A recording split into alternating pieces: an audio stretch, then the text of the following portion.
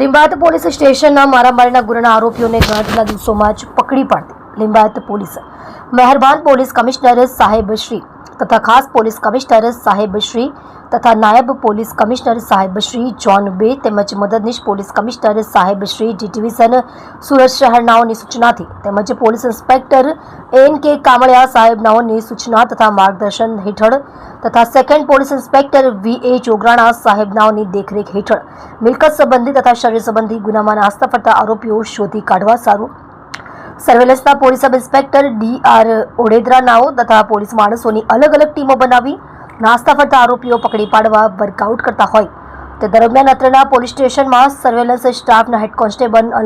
અનિરુદ્ધસિંહ પ્રહલાદસિંહ નાઓએ technical workout કરી human રિસોર્સના આધારે તેઓના અંગત અને વિશ્વાસુ બાતમીદાર મારફતે બાતમી હકીકત મેળવી લિંબાયત પોલીસ સ્ટેશન હદ વિસ્તારમાં આવેલ મામાનગર સોસાયટીના ગેટ પાસે ફરિયાદી ભીખન કાલુ શેખનાઓ સાથે અગાઉ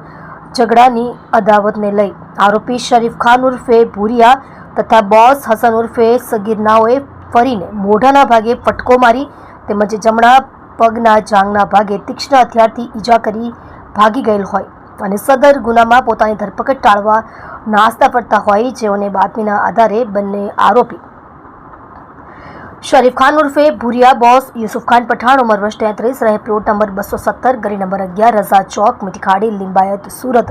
હસન ઉર્ફે સગીર સરદાર ખાન પઠાણ ઉંમર વર્ષ 21 રહે પ્લોટ નંબર 258 ગલી નંબર 11 રઝા ચોક મીઠીખાડી લિંબાયત સુરતને પકડી પાડી તેની વિરુદ્ધ કાયદેસરની કાર્યવાહી કરેલ છે।